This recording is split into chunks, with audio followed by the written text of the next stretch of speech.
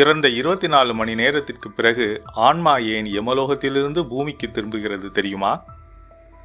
கருட புராணத்தின்படி யமலோகத்தின் 5 ரகசியங்களை அறிந்து கொள்ளுங்கள். கருட புராணம் மரணத்திற்கு பிறகு என்ன நடக்கிறது, ஆன்மா எந்த பாதையில் செல்ல வேண்டும் என்பதை விவரிக்கிறது. கருட புராணத்தின்படி மரணத்தின் வாசலில் நிற்கும் ஒருவரின் தொண்டை வறண்டு போகத் தொடங்குகிறது. அவரது தோளிலிருந்து ஈரபலமும் வறண்டு போகத் தொடங்குகிறது.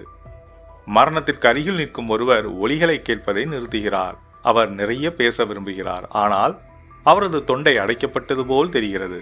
இதற்கு பிறகு யமதர்மராஜா அவரது உயிரை பறிக்க வருகிறார். அந்த நபருக்கு மட்டுமே அவர் தெரிவார்.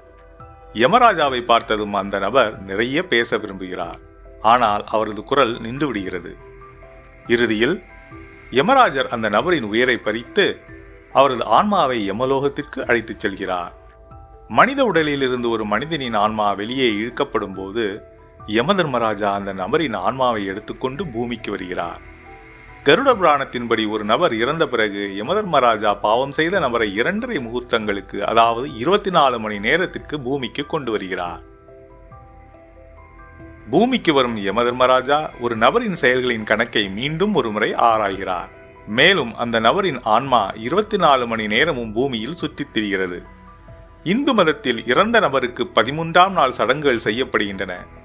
இறப்பு தொடர்பான எந்த சடங்குகளையும் குடும்ப உறுப்பினர்கள் 13 நாட்களுக்கு செய்ததும் இறந்த நபரின் நுட்பமான உடல் தயாராகிறது. இறந்த நபரின் ஆன்மா இந்த நுட்பமான உடலில் வாழ்கிறது.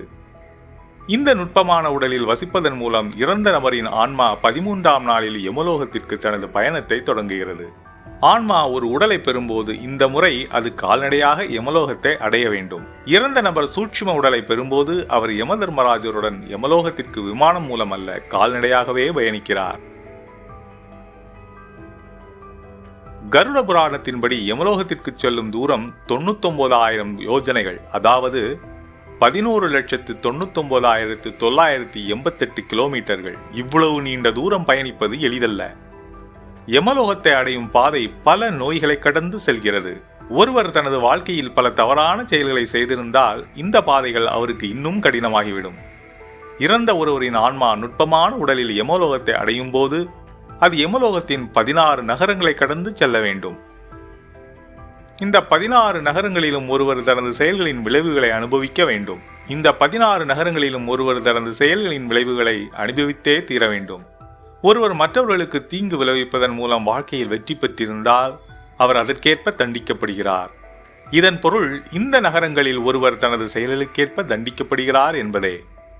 இப்போது நீங்கள் கருட புராணத்தின்படி யமலோகத்தின் 5 ரகசியங்களை அறிந்து கொண்டீர்கள். கேட்டமைக்கு நன்றி.